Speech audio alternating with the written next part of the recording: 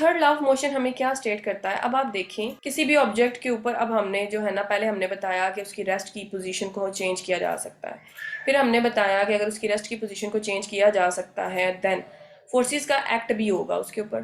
Forces का act किस तरह से होगा कि अगर किसी ऑब्जेक्ट पे फोर्स अप्लाई की जाएगी देन अगर वो अपनी पोजीशन को चेंज करता है, ठीक है, तो उसमें जो लीनियर मोमेंटम में चेंज आया करेगा वो अप्लाइड फोर्स की डायरेक्शन में हुआ करेगा, उसके प्रोपोर्शनल हुआ करेगा, डायरेक्शन फोर्स की ही होगी। अब देखें अब उस ऑब्जेक्ट का क्या, पहले तो उस ऑब्जेक्ट पे बस हम जो दिल कर रहा था अप्लाई करने की बातें कर रहे थे, वो ऑब्जेक्ट भी तो रिएक्ट करेगा ना, क्या वो रिएक्ट नहीं करेगा? क्या हर चीज को रेस्ट की हालत से मोशन में लाया जा सकता है? क्या एक बच्चा एक अलमारी को घसीट सकता है, उस पर फोर्स लगा के उसकी रेस्ट की पोजीशन को खत्म कर सकता है? नहीं कर सकता, ठीक है। एक इंसान क्या पहाड़ को जो है ना हिला सकता है? पहाड़ रेस्ट की हालत में है ना, माउंटेन्स है बड़ी बड़ी रेस्ट की हालत में है। क्या एक इंसान उनको जो है ना अंडर फोर्स क्या उसकी रेस्ट की पोजीशन खत्म कर सकता है? नहीं कर सकता, ठीक है। तो थर्ड लॉ ये बताता है कि हर एक्शन का एक रिएक्शन होता है लेकिन वो अपोजिट होता है, ठीक है।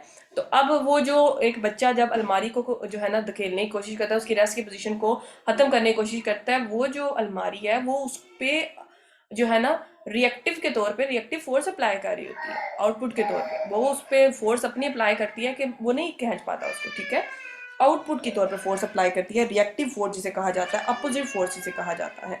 तो हर एक्शन का एक रिएक्शन होता है। यही बात आपके पास जो है ना थर्ड लॉ ऑफ मोशन आपको बताता है कि the forces of action and reaction are equal in magnitude, opposite in direction and act along the same line of action, ठीक है। उनका लाइन ऑफ एक्शन सेम होता है। The forces of action and reaction, ठीक है, react करना किसी body का, और equal in magnitude,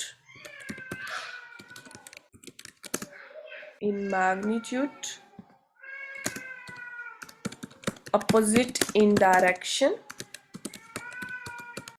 and have the same line of action,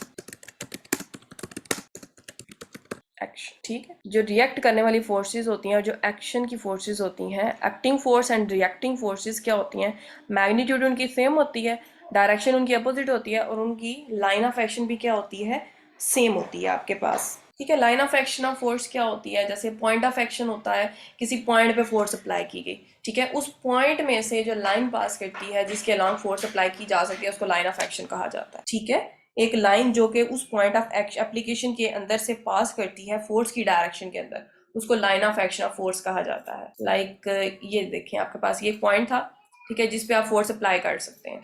ये आपने कोई फोर्स इस पे अप्लाई की, ठीक है, ये फोर्स अप्लाई की, इस फोर्स को हमने किस पे अप्लाई किया, उस पॉइंट के ऊपर अप्लाई किया, ठीक है। उस पॉइंट पे अप्लाई करने से उसने जो भी, ठीक है, फोर्स को अप्लाई उसने जो भी डायरेक्शन होगी, अब फोर्स अप्लाई करने की डायरेक्शन अब किधर एक्सटेंड करेगी, आगे की तरफ एक्सटेंड करेगी आपकी, वो जो आपकी आगे की तरफ एक्सटेंड करेगी यहाँ से, ठीक है, ये line of action of force है कि जिस तरफ फोर्स एक्ट कर रही है उस ऑब्जेक्ट की, ठीक है, वो आपका पॉइंट ऑफ एक्शन था और ये आपकी line of action of force है। यही बात उसने यहाँ पे कहा है कि have same line of action. Same line of action का यहाँ से क्या मुराद आएगी, अगर ये आपका एक पार्टिकल था, ठीक है, उस पार्टिकल की तरफ के ऊपर आपने यहाँ से फोर्स लगाई है, ठीक है, देन उसकी रिएक्टिव फोर्स की डायरेक्शन किधर होगी, इस तरह से उसी लाइन ऑफ एक्शन के अंदर होगी, रिएक्टिव फोर्स भी क्या होगी, वैसी ही होगी, ठीक है। मैग्नीट्यूड सेम है, डायरेक्शन अपोजिट है और सेम लाइन ऑफ एक्शन के अंदर बात करती है। इसी को अगर आप दो बॉडीज के अंदर ऑब्जर्व कर लें तो वही बात आ जाती है। अगर ये एक बॉडी है आपके पास, एक ये बॉडी है आपके पास, ठीक है, दोनों एक दूसरे पे जो है ना फोर्सेस अप्लाई कर रही हैं, ठीक है। In that let us suppose कि ये बॉडी इस पे फोर्स अप्लाई, हम ऑब्जर्व फर्स्ट कर लेते हैं कि ये इस पे फोर्स अप्लाई कर रही है, ठीक है, देन ये बॉडी भी उतनी ही फोर्स अप्लाई करके उसको रोकने की कोशिश करेगी, ये रिएक्टिव फोर्स हो जाएगी और इनका लाइन ऑफ एक्शन भी सेम है। ये फोर्स यहाँ नहीं लगा सकती, ठीक है, यहाँ लगाने का उसे कोई फायदा नहीं होगा, फिर ये फोर्स यहाँ पे भी नहीं लगा सकती, इसको कोई फायदा नहीं है उसको लगाने का, क्योंकि उसने वहां पे फोर्स लगानी है जहां पे से उसको बिगाड़ पैदा करने की कोशिश की जा रही है, ठीक है। दूसरी साइड पे फोर्स लगाने का कोई फायदा नहीं होता। अगर आपको कोई इंसान जो है, कोई भी इंसान जो है आपको बैक से पुश करने की कोशिश कर रहा है तो आप उसको पीछे की तरफ जाना धक्का लगाने की कोशिश करेंगे कि वो आपको बैक से आगे की तरफ ना धकेल सके। यही है, कोई आपके हाथों को पकड़ के जो है ना फोर्स लगाने की कोशिश कर रहा है, आप अपने हाथों से ही फोर्स लगाएंगे, ठीक है। तो ये आपकी जो फोर्सेज का एक्शन होता है, ये थर्ड लॉ के रिस्पेक्ट से होता है। हर एक्शन का एक रिएक्शन होता है जिसकी मैग्नीट्यूड सेम होती है, डायरेक्शन अपोजिट होती है और लाइन ऑफ एक्शन सेम होता है उसका। जी, नेक्स्ट आपके पास आ जाता है पैरेललोग्राम लॉ। पैरेललोग्राम लॉ आपका क्या स्टेट करता है कि अगर दो फोर्सेस एक्ट कर रही हैं वेक्टर्स की रिस्पेक्ट से at a point A, statement लिख लेते हैं पहले इसकी। if two forces